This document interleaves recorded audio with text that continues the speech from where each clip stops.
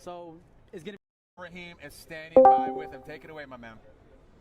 I've just found out what that piece of equipment was, and it couldn't have been a better answer. It is a hematoma scanner. That is to find out if there's any bleeding underneath the skin on the brain, find out if there's any contusions that might hinder the fighter's ability to recover. That is a piece of equipment that might save a life in the ring. That is something I hadn't seen before. I'm glad to see that technology is making this fight safe, the fight game even safer. One guy who is going to be tasked with one of those missions tonight is Jack Reese. He's the referee for the main event for KSI and Logan Paul.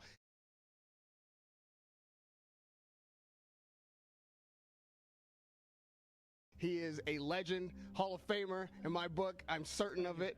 And Jack and I have done many fight nights together. But what I saw tonight was something I hadn't actually seen in its full capacity before, which was the fighter's instructions. They were quite elaborate. I don't know if that's just something that you do, Jack, or is that standard throughout the industry?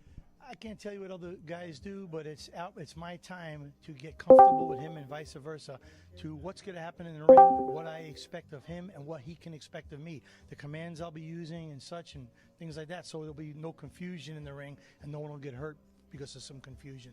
I noticed that when you asked if they had any questions, the one thing they were most concerned about was holding. And I would like for you to explain to the audience what the difference between clinching and holding is. Well, clinching is actually allowed in boxing. Clinching is an offensive technique used to navigate the ring. A fighter gets walked down and he's taking shots on the ropes. He doesn't like it. He'll clinch up, get his body off the ropes, and let go. That's totally illegal. Holding is when you completely stop any progression of the fight and, repeatedly it starts getting to a point where it changes the flow of the fight and you do something about it.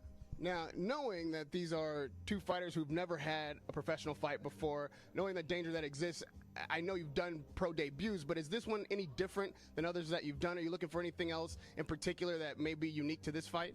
Well, the stakes are much higher for a pro debut in this fight, and they're fighting 6 rounds instead of 4 on a pro debut.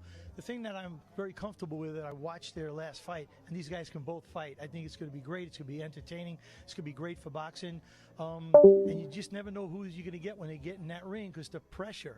And that's what I'm going to be worried about. Sometimes these guys get worn out just from the pressure. I don't see it with these two young guys, but I'll be looking for that.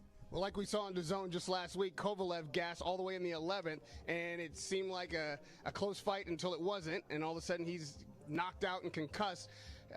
What does a referee look for to make sure that the fight isn't stopped early and it comes to a conclusion that is definite, but also a fighter doesn't take too much punishment and put his life in danger? Great question, and we are always looking to make sure a fighter can intelligently defend himself. Once he is no longer intelligently defending himself, we're stopping. But also, we've got a scale in our head, and we're watching the amount of damage he's taken throughout the fight. And based on the amount of